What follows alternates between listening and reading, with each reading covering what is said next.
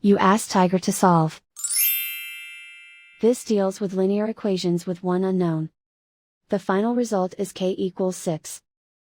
Let's solve it step by step. Simplify the expression. Expand the parentheses. Simplify the arithmetic. Swap sides.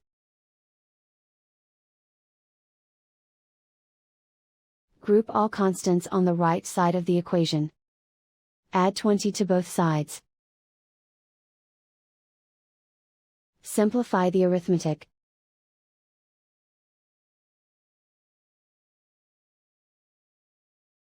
Isolate the k.